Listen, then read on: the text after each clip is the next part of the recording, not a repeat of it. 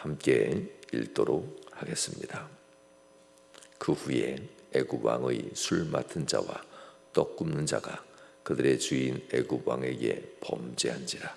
바로가 그 두 관원장 곧 술 맡은 관원장과 떡 굽는 관원장에게 노하여 그들을 친위 대장의 집안에 있는 옥에 가두니 곧 요셉이 갇힌 곳이라. 친위 대장이 요셉에게 그들을 수종하게 하매 요셉이 그들을 섬겼더라. 그들이 갇힌 지 여러 날이라. 옥에 갇힌 애굽 왕의 술 맡은 자와 떡 굽는 자 두 사람이 하룻밤에 꿈을 꾸니 각기인데 그 내용이 다르더라. 아침에 요셉이 들어가 보니 그들에게 근심의 빛이 있는지라. 요셉이 그 주인의 집에 자기와 함께 갇힌 바로의 신하들에게 묻되 어찌하여 오늘 당신들의 얼굴에 근심의 빛이 있나이까? 그들이 그에게 이르되 우리가 꿈을 꾸었으나 이를 해석할 자가 없도다. 요셉이 그들에게 이르되 해석은 하나님께 있지 아니하니이까 청하건대 내게 이르소서. 아멘. 여기까지 보겠습니다.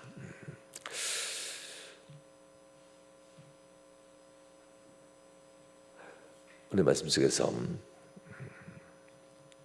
술 맡은 관원장 그리고 떡 굽는 관원이 나오는데요. 이들의 모습을 통해서 우리 세상에 사는 인생의 모습을 또한 보게 됩니다. 바로의 최고의 측근이라고 합니다. 마치 우리가 알고 있는 다니엘도 역시 이 정도 위치에 가장 가까운 위치에서 있었던 자였고요. 그리고 또한 느헤미야도 이 정도 최고 왕에 가장 가까운 위치에서 왕을 돌보는 위치에 있던 사람입니다. 그래서 떡과 술 맡았다는 것은 식당의 주인으로서 일했다는 것이 아니라 왕에게 들어오는 떡과 음식에 대한 이 왕을 독살할 수 있는 당시의 상황이었으니까요. 이와 같은 것을 관리하는 관리였기 때문에 왕에게 최고의 신임을 얻는 자들만이 이 왕에게 들어가는 음식을 관리하는 관원이 됩니다. 그래서 이 술 맡은 자와 떡 굽는 자는 애굽 왕에게 있어서 매우 중요한 자입니다. 신임을 얻은 자인데 어느 때인지 이들이 신임을 잃었다라는 것은 음식 맛을 잘못 가진 것이 아니라 그들이 왕에게 들어가는 음식을 제대로 검사하지 않았다라는 어떤 그런 거겠죠. 이런 모습 속에서 이 높은 자에 있던 이 사람, 최고의 신임을 얻던 이런 사람도 버림받게 된다라는 이런 의미의 말씀도 보게 됩니다. 그런데 이 사람을 표현할 때 40장 1절 말씀에 이렇게 표현합니다. 그들의 주인 애굽 왕에게 이렇게 표현합니다. 이 모습을 보면 요셉을 표현했을 때도 그의 주인 보디발 장군, 보디발 그가 애굽 왕의 친위대장 보디발 장군이 그의 주인이더라 이렇게 표현하는 것을 보게 됩니다. 인생이라는 게 누구보다 좀 형편이 나은 것뿐이지 돌아보면 인생이라는 것은 누군가 아래 영향력을 받고 있다라는 그런 의미도 줍니다. 최고의 위치, 왕의 다음에 최고의 권세를 가진 자도 역시 영향을 받는 주인이 있다고 하는 것. 이 친위대장 보디발도 최고의 권력자 중에 하나죠. 군권에 있어서는 최고에 가까운 사람이었는데도 불구하고 보디발 장군도 역시 애굽 왕이 그의 주인입니다. 따지고 보면 요셉만 자유가 없는 것이 아니라 결국 이 땅에 살고 있는 모든 인간들이 돈이 좀 더 많은 것, 그리고 때로는 권세의 위치에 좀 더 가까운 것, 세상에서 좀 더 누리는 것처럼 보이지만 실상은 모두가 다 누군가에게 속하져 있고 누군가의 다스림을 받는 영향력 아래에 있다는 것을 이 애굽 사회는 여실히 잘 보여줍니다. 이와 같은 모습과 거꾸로 요셉이 보여주는 모습은 조금 다릅니다. 요셉은 육체적으로는 분명 어떤 주인이 있습니다. 이 땅에서 육체의 주인이 있어서 그의 생명을 빼앗을 수 있는 세상의 법이 보장되주는 그런 권세 있는 자도 있지만 물론 이제 하나님이 준 보장은 아니에요. 악한 세상이 만든 법 아래 보장되어지는 이런 권세죠. 이 권세 아래서 인간의 생명들이 누군가로부터 다스림을 받는다. 요셉은 그것이 보디발 장군 가장 아래 노예의 신분으로부터 누군가가 주인이 되었다면, 오늘 본문에 등장하는 술 맡은 자도 역시 주인이 있고 그의 주인이 있고 떡 굽는 자도 그의 주인이 있고 보디발이라고 하는 요셉의 주인이라는 이 보디발도 역시 그의 주인이 있다. 이런 모습을 통해서 봤을 때 세상이라는 것이 이와 같은 모습인가라는 것을 우리는 알게 됩니다. 이에 반하에 요셉은 이런 주인들의 굴레에 있는 듯하지만 오히려 자유로운 자의 모습으로 산다라고 하는 것, 이 자유는 사람이 주는 것이 아니라 하나님이 주고 있다라는 것을 우리는 또한 알게 됩니다. 오늘 본문에 보면 하나님께서 요셉과 만남의 은혜들을 베풀게 되는데요. 요셉이 보디발 장군의 아내였겠지요. 이 아내로부터 심각한 모함을 받게 되고 이 모함으로 요셉은 죽음 위험 가운데 들어가고, 이 죽음 가운데 있는 그가 다시 살아나는 것이 아니라 이곳에서 좀 더 형통하고 있다는 것을 보게 됩니다.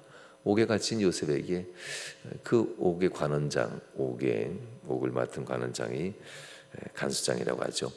요셉의 모습을 보고 요셉에게 그 옥에 있는 죄인들에 대한 관리를 또 맡기는 이런 일들이 일어납니다. 요셉의 인생을 살펴보면 노예로서 한 집안의 총무가 되는 거나 지하 감옥에 이 죄인들을 관리하는 거기 관리인으로서 사물을 보는 거나, 사람들이 보기에는 그래도 보디발 장군에 의해서 노예지만 노예 총무를 보는 게 더 낫지 않겠는가 얘기하겠지만, 전체적인 그림에서 보면 노예가 총무가 되든 노예가 감옥의 사무장이 되든 노예의 입장에서는 별반 차이가 없습니다. 어차피 노예로서 인생 죽고 마감할 인생이기 때문에 노예라면은 감옥의 사무장이든 보디발 집안의 총무든 별 의미가 없다고 하는 것. 야곱도 역시, 요셉도 역시 이런 어디가 더 좋을까 이렇게 주사날 같은 거 튕기지 않는 것을 보게 돼요. 어디가 더 좋을까? 이 믿음이 도대체 어떻게 나왔을까? 그는 어떻게 이렇게 어느 곳에 있든 이 흔들리지 않는 삶의 자세를 가질 수 있을까? 요셉의 진짜 제일 편한 곳을 따진다면 아버지의 집이죠. 야곱의 아들로서 가장 사랑받는 아들로 사는 이 자리가 가장 행복한 자리였을 겁니다. 그런데도 불구하고 요셉은 절망하지 아니하고 이렇게 설 수 있었던 것은 도대체 무슨 의미가 요셉에게 있었기 때문일까? 이런 질문을 하게 됩니다. 성도 여러분, 우리에게 있어 진정한 평안과 안정은 무엇일까? 세상 사람 쫓아가면요 늘 불안하고 있어야 될 게 너무 많은 것 같아요. 분명 우리의 살림은 분명 더 늘어나고 있는데 옛날보다 과연 얼마나 행복할까 질문하면 그닥 많이 행복한 것 같지는 않아요. 분명 우리는 여유는 더 많아지고 소유는 더 풍성해지는데 우리는 왜 자꾸 쫓기듯이 살아가야 되는 수밖에 없을까? 요셉으로부터 답을 찾지 못할까 생각이 됩니다. 요셉에 있어서 요셉은 아버지의 집에 있을 때나 물론 그 아라바의 상인으로부터 팔릴 땐 그 속에서 얼마나 절망했겠습니까? 여러 달 동안 노예로서 아라비아 상인과 함께 애굽으로 가는 이 여정 속에서 또 애굽에서 이 팔릴 때까지 그 모든 여정은 노예로서 가장 비참한 삶을 살고 있었죠. 그리고 보디발 장군의 집에 팔리고 나서도 여전히 노예였고요. 이런 비참한 삶 속에서 죽지 않고 살아있는 게 진짜 은혜였겠지요. 그럼에도 불구하고 요셉은 어느 곳에 가든지 절망이라는 표현이 거의 안 나옵니다. 하나님이 요셉과 함께 하심으로 요셉이 형통하게 되었더라, 이런 얘기고요. 그리고 어느 곳에 가서든 요셉을 인정할 때 사람들이 요셉을 통하여 하나님이 과연 요셉을 형통하게 하는구나, 이렇게 사람들이 요셉을 통하여 하나님을 보게 된다는 이야기를 등장시키는 것을 보면서 요셉의 태도입니다. 사람의 많은 세상 사람을 쫓아가듯 그 소유의 넉넉함과 지위의 높아짐과 삶의 어떤 승리의 많은 횟수들, 이런 걸 자꾸 추구하다 보면 그러면 결국 만족감이 없고 상처가, 인생의 상처가 너무나 크구나라는 겁니다. 때로는 자녀들 길러낼 때 참 내 뜻대로 되지 않는다. 그래서 농사 짓는 것처럼 자녀들을 길러내기도 하고 밥 짓는 것처럼 조심한다라고도 표현하는데요. 그게 생각보다 쉽지는 않은 것 같아요. 농사 짓는 것도 역시 하늘의 도움이 있어야 되고 하늘에서 곧 하나님의 도움이 있어야 농사도 칠 수 있는 거지. 수고의 땀방울과 애쓰는 모습들, 농부의 발걸음이라고 표현하지만 실제로는 농부의 발걸음보단 하늘의 은혜가 필요한 게 농사 짓는 일이잖아요. 이렇게 하늘만 바라봐야 되는 이 농사 짓는 사람의 모습처럼 가족을 볼 때도 역시 하나님을 바라본다는 것이 매우 중요한 것 같습니다. 요셉은 그런 모습을 이제 보여줍니다. 요셉은 이와 같이 옥에 갇혀 있음에도 불구하고 여전히 요셉은 이곳에서도 사무를 맡아서 그 죄수들을 관리하는 데 있어서 요셉이 노예로서 봉사합니다. 그렇다고 그가 어떤 직분을 가진 건 아닙니다. 노예로서 사무를 좀 맡아서 행한다라는 거죠. 그렇지만 요셉도 언젠간 죽을 목숨 사형수였으니까요. 하나님께서는 왜 이와 같은 자리를 요셉을 두셨을까라고 질문하면 답이 잘 나오지 않아요. 그러나 하나님께서는 어떻게 이렇게 요셉을 이 자리에서도 신앙 잃지 않고 요셉이 움직일 수 있었을까? 이렇게 질문하면 요셉의 삶의 자세는 우리에게 많은 답을 줍니다. 어쩜 이렇게 이 자리에서 구원하지 않을까 보다는 어쩜 이 자리에서 이렇게 믿음을 잘 지킬 수 있을까?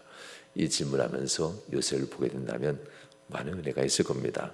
오늘 본문에서도 역시 하나님은 요셉을 꺼내주진 않습니다. 한 달, 두 달, 세 달, 네 달, 참 여러 날이 지나죠.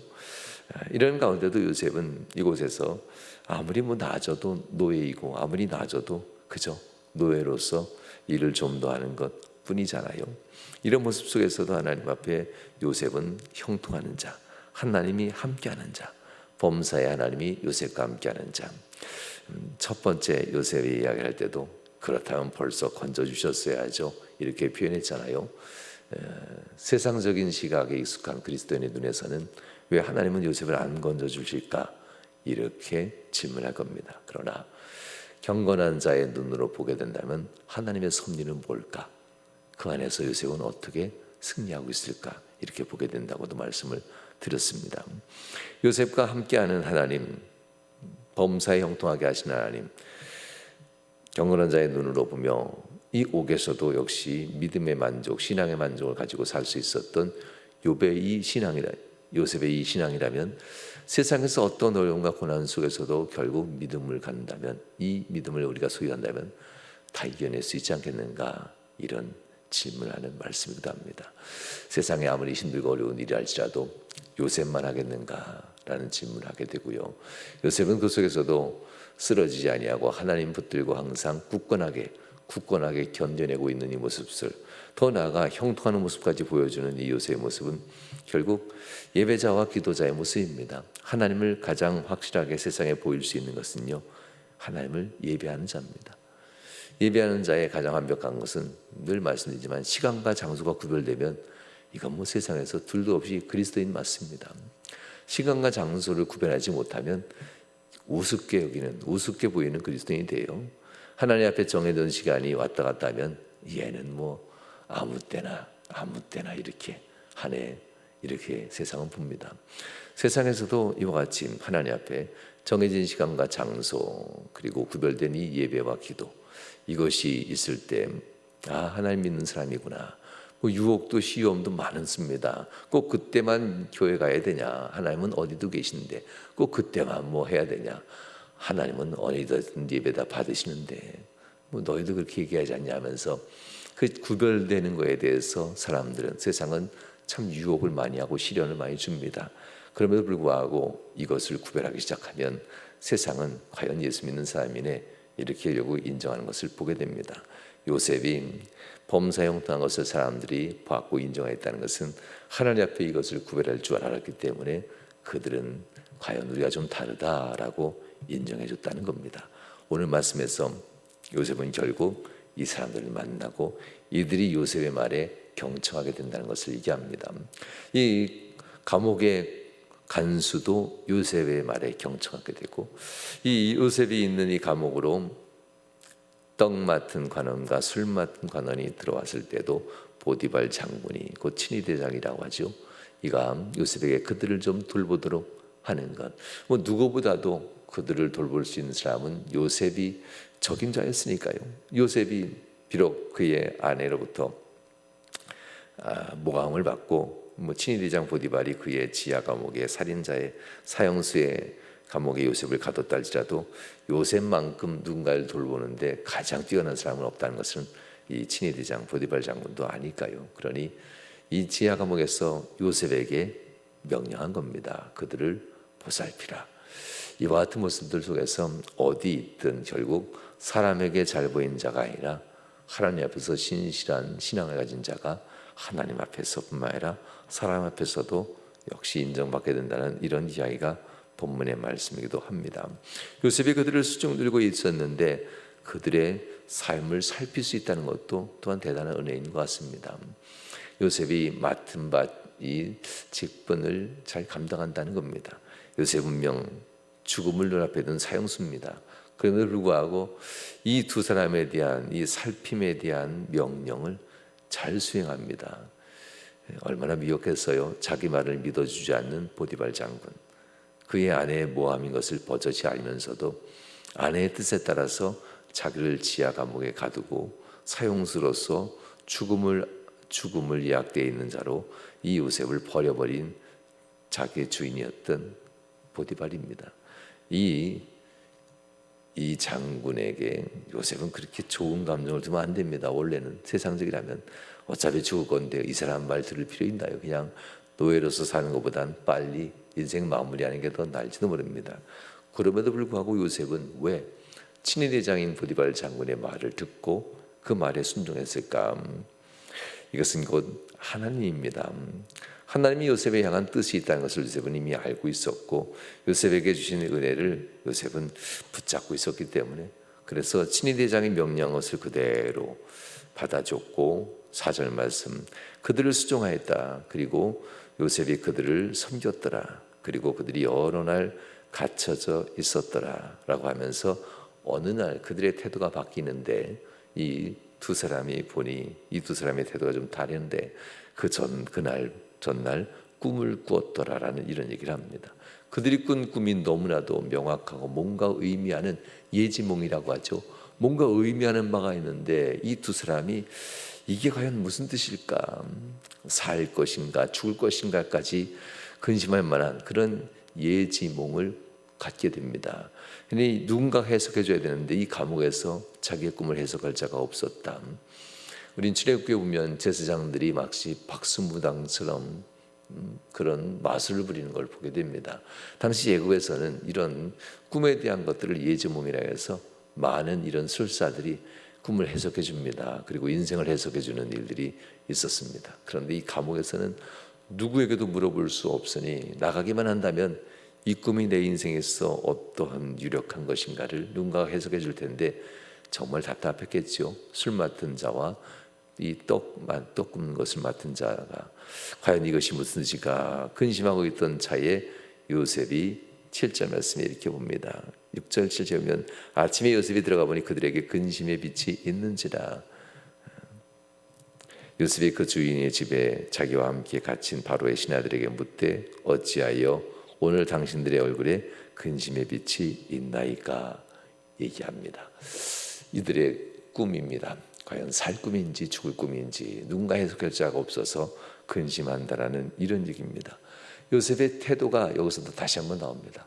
여전히 그들은 세상 사람들 꿈을 해석해 주는 사람이 있으면 내 인생을 답을 얻을 텐데 하면서 사람들에 대한 방향으로 답을 찾으려는 인생을 보게 됩니다.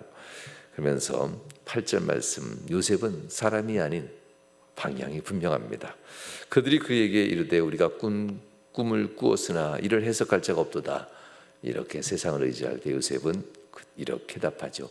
요셉이 그들에게 이르되 해석은 하나님께 있지 아니하나이까 얘기합니다. 이게 되게 담대하죠. 아니 노예가 섬기는 신하고 세상의 왕이 섬기는 신하고 세상에 보면 누가 더 존귀하겠습니까? 애굽의 신, 세상을 지배하는 가장 강력한 신이라고 애굽 사람들은 믿고 있었으니, 그리고 노예가 믿는 신과 애굽의 신과는 완전히 다릅니다. 이와 같이 그들이 얘기하는 것은, 이 요셉이 얘기하는 것은 믿을 만한, 신임할 만한 것이 아니었습니다.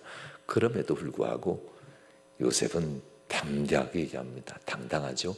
하나님이 아니고서 누가 그 꿈을 해석해 주리까? 걱정하지 마십시오.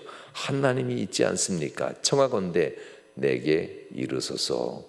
정말 요셉의 신앙은 당당하고 담대한 것을 보게 됩니다. 대체 어떻게 요셉은 이렇게 가질 수 있었을까? 그는 어느 한 순간의 믿음으로 되는 것은 아닙니다. 여러분처럼 오랜 시간 하나님을 섬기고 그 섬기는 신앙들 속에서 계속 믿음으로 하나님을 가까이 하는 이 신실함을 잊지 않고 있었기 때문에 요셉은 어떤 순간에 찾아온 위험이라 할지라도 결코 그 순간의 위협 앞에 흔들리지 아니하고 요셉은 굳건하게 설 수 있었다는 겁니다. 종종 우린 몰아치기 기도회를 종종 하고요.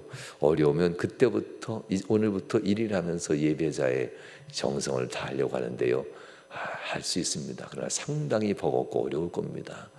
요셉처럼 범사에 세상은 저 꿈꾸는 자가 오는도다 하면서 묘하게 표현할 수 있겠지만, 요셉처럼 예배자로서의 삶을 신실하게 가지고 간다면은 어떤 어려움 속에서도 요셉처럼 흔들리지 않는 믿음으로 하나님이면 됩니다 하면서 하나님이 있지 아니하니까 라면서 담대하게 얘기할 수 있을 겁니다. 여러분과 여러분 가정과 여러분의 직장과 여러분들의 행하는 사업 위에 하나님의 은총이 요셉과 같은 믿음 가운데 여러분의 믿음이 함께 하셔서 임할 수 있길 주님으로 축원합니다. 기도하시겠습니다. 좋으신 하나님, 하나님의 섭리는 우리의 지혜로 다 이해할 수 없겠지만, 그러나 하나님은 그 섭리 가운데 우리는 뜻밖이지만 하나님은 예정된 대로 우리 인생을 이끄는 줄 믿습니다. 요셉에게 닥친 이 모든 삶의 시련들이 참 뜻밖이고 절망이고 낙심 중에 하나였지만, 요셉은 하나님을 끝까지 믿고 의지하는 믿음으로 낙심하지 않고 하나님의 섭리에 그대로 순종합니다. 하나님 명함에 있는 모든 성도들이 우리가 이 길은 알 수 없지만 하나님 인도하는 섭리를 바라보면서 승리하는 모든 성도를 되도록 역사해 주옵소서. 은총과 권능으로 성도들과 함께 하심을 간절히 바라며 예수님 거룩한 이름으로 축복하며 기도하옵나이다. 아멘. 이제는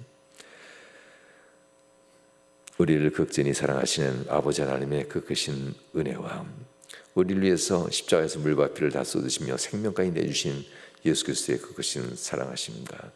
또한 우리 안에 역사하시고 우리를 인도하시며 위로하시고 힘 주시고 권능으로 함께 하시는 성령님의 위로하심이 모든 성도들의 삶 속에 위로부터 영원히 함께 하시길 축원하옵나이다.